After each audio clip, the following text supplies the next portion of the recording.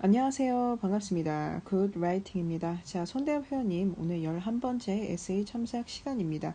자, 전체적으로 에세이 내용을 보니까 오늘은 좀 어쨌든 이제 law에도 관한 거였어요. 그죠? 법에 관한 거였는데 이거는 이제 cannot reform human nature, 인간의 본성을 고칠 수는 없다라는 내용이었습니다. 그쵸?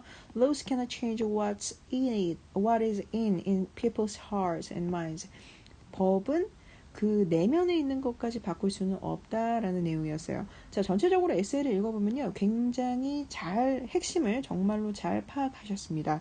정말요. 자, 그래서 이제 요 결론 쪽에 보면은 이제 법의 역할은 인간을 변화시키는 것이 아니라 사회를 더 나은 곳으로 만들기 위해 감시하는 것이다 라는 형태로 이제 마무리를 하셨는데 요거는 굉장히 핵심을 잘 짚은 내용이었어요. 이해가시죠? 그래서 전체적으로 뭐 여기에도 이제 법의 제정은 인간의 행위에 영향을 줄 수는 있지만 그들의 마음까지는 아니기 때문이다. 요것도 굉장히 좋았고요.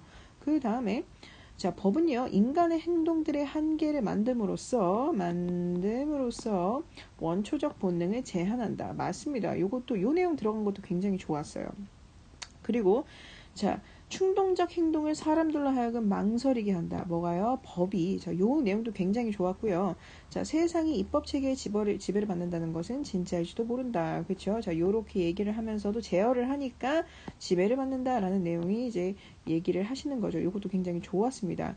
자, 전체적으로 핵심은 굉장히 잘 파악하셨어요.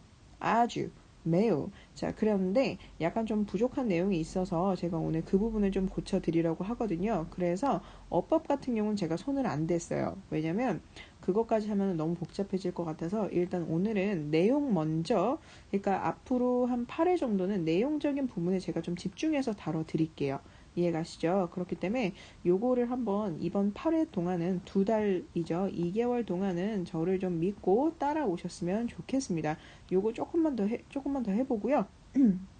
너무 힘들다 싶으시면 제가 강도를 좀 난이도를 좀 조절을 할 테니까 그렇게 생각하시면 될 것 같습니다. 자, 그래서 자, 전체적으로 내용을 한번 따져보면 자, 현대인들이 법의 지배를 받기 전 인간은 오로지 그들 각각의 혹은 포식자, 불과 같은 자연적 현상에 제한을 받았다. 자, 법이 존재하기 이전에는 뭐에 제한을 받았어요? 자연적 현상에 제한을 받았다. 그것이 바로 인간이었다라는 거죠. 자, 그러나 중세시대 때부터는 뭐 했어요? 왕이 출현하기 시작했습니다. 자, 왕은 곧 규칙이었고요. 어느 누구도 그를 반대할 수 없었습니다. 그에게 맞설 수 없었다라는 내용이죠. 그리고 그가 만든 법은 사회에 공포를 불어넣었다. 자, 공포정치라고 얘기를 하기도 하죠. 자, 그것은 사람들을 지배함으로써 한 사회의 행태를 뭐하기 위해, 조종하기 위해 사용되었다. 뭐가요? 그가 만든 법 혹은 규칙이라는 거죠. 자, 그러므로 법이 사람들의 행동에 부정적인 영향을 주는 것은 사실일지도 모른다. 자, 옛날에는 이게 뭐였어요? 공포였기 때문에 사실 부정적인 영향이랑 이제 바로 직결됩니다. 그죠? 자, 하지만이라는 단어를 써서 여기에 however이 있죠. 자, 반전의 내용을 서술하고 계시네요. 법이 사람들의 삶을, 자, 지금의 법은요, 쉽고 안전하게 만드는 데 사용되는 것 또한 사실이다. 자, 지금의 법은, 옛날의 법은요, 사람들에게 공포이자 벗어날 수 없는 굴레 같은 거였어요. 그렇죠? 하지만 지금의 법은요, 어때요? 자, 삶을 좀 더 쉽고 안전하게 만들어주는 장치입니다. 법의 제정은요, 사회 안정을 유지하는 데 중요한 역할을 하고요. 자, 이것은 인간의 행동에 뭘 만들어요? 한계를 만듦으로써 원초적 본능을 제한한다. 요거 굉장히 좋았어요. 아까도 말씀드렸지만. 자, 법은요, 일상에 만연하고 있는 충동적 행동, 그러니까 원초적 본능이자 충동적 행동들을 뭐하게 해요? 망설이게 하고요. 자, 그러므로 세상은 입법 체계, 자, 법의 지배를 받는다는 것은 진짜일지도 모른다라고 얘기를 하셨어요. 자, 지금까지는 뭐 기승전결해서 기승까지는 된 것 같아요. 자, 그래 놓고, 자, 입법 체계의 역할이 인간에게 영향을 주는 것은 사실일지도 모르나, 이것이 사람 그 자체를 바뀐다는 의미는 아니다. 자, 여기에서는 어쨌든 지배를 받기는 받지만, 이거는 지배를 받는다고 해서, 사람 그 자체를 바꾼다는 의미는 아니다라는 내용을 서술을 하셨어요. 이것도 굉장히 저는 마음에 듭니다. 자, 꾸준히 위법 행위를 하는 많은 범죄자들은 법이 인간을 바꿀 수 없다는 것을 증명한다. 법의 제정은 인간의 행위에 영향을 줄 수 있지만 그들의 마음까지는 아니기 때문이다. 자, 요거 한번 볼게요. 자, 꾸준히 위법 행위를 하는 많은 범죄자들의 얘기를 하셨어요. 그렇죠?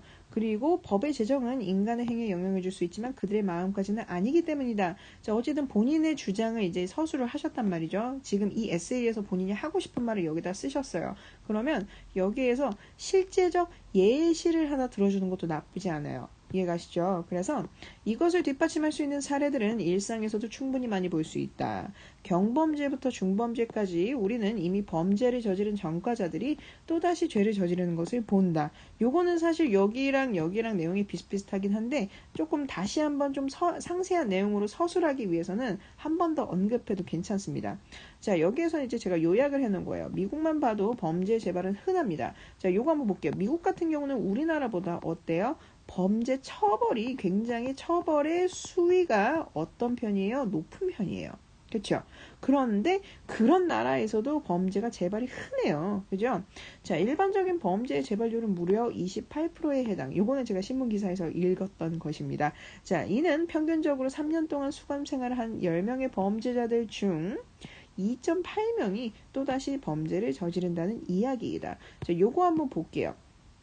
요거는요, 제가 예시를 그냥 쓴 거기 때문에 그냥 요렇게 표현할 수도 있구나라고 생각하시면 될 것 같아요. 자, 범죄 재발률이 지금 28%라고 제가 써놨어요. 그렇죠? 그럼 100%에서 28%면은 10명 중 2.8명이라는 거죠. 그렇죠? 자, 요렇게 28% 퍼센테이지를 한번 쓰고요. 몇 명 중 몇 명이 하는 것과 같다라는 형태로 다시 한번 설명을 해주셔도 괜찮습니다. 왜냐면 28%라고 얘기를 하면은 사실 대부분의 사람들은 그닥 그렇게 그 감을 잡을 수 없어요. 그렇기 때문에 감을 잡기가 어렵단 말이죠. 그렇기 때문에 요거를 이제 10명 중 2.8명 정도야 라는 형태로 풀어서 설명을 해주는 거죠. 자, 이렇게 풀어서 설명했으면, 자, 미국의 경우를 제가 들었어요. 그쵸? 여기 보시면 이제 미국을 예제로 들었는데, 자, 미국을 얘기를 했으니까 다른 나라도 해야 되겠죠. 자, 범죄의 대가, 그러니까 범죄의 그 처벌 수위가 낮은 국가. 자, 국가에서는 이 현상이 더욱 두드러집니다. 그러니까 한마디로 범죄 처벌 수위가 낮은 곳은 대표적으로 어떤 국가들이에요? 범죄 예를 들어서 우리나라가 대표적으로 있겠죠. 그죠? 심신미약부터 시작해서 그죠? 자, 거기다가 이 국가가 사형 폐지국이라면 조금 더 낮겠죠. 자, 사형 폐지 국가인 실제적인 사형 폐지 국가인 한국의 경우, 자, 우리나라를 예제로 들었습니다. 성범죄자의 수감 생활이 보통 3년, 4년인 것을 감안할 때, 자, 요런 식으로 이제 한국의 경우를, 자, 한국은 처벌 수위가 낮은 곳, 그죠? 이제 미국 같은 경우는 처벌 수위가 높은 곳이기 때문에 이렇게 두 가지 대조되는 예시를 딱 이렇게 쓰셔도 상관이 없어요. 이해가시죠? 자, 그리고 나서요. 자, 이렇게 예시를 다 쓰시고 나면, 자, 결론적으로 하여튼 요렇게 여기 위에 있는 요런 내용을 보니까 결론은 뭐야? 법의 역할은 인간을 변화시키는 것이 아니라 사회를 더 나은 곳을 만들기 위해 감시하는 것이다. 라고 끝내버리면 조금 애매하겠죠. 그래서 여기다가 조금 더 내용을 더 쓰시면 좋을 것 같아요. 우리는 법을 통하여 인간의 악한 면은 잠재우고 또 통제할 수 있기도 하다. 그죠? 자, 물론 법이 어느 상황에서나 다 통하는 것이 아닌 것은 분명하지만 적어도 살기에 안전하고 좋은 사회를 유지시키는데 법이 일조하는 것은 확실하다. 이런 식으로 결을 써주시면 좋겠습니다. 기승전결에서 결 부분인 거죠. 자, 그리고 나서 필수로 들어가야 할 부분이 법을 지키며 성숙해지고 발전할 수 있다. 법은 인간다운 삶을 살게 할 수 있는 최소한의 제도이다. 이 두 가지는 꼭 넣어주셨으면 좋겠어요.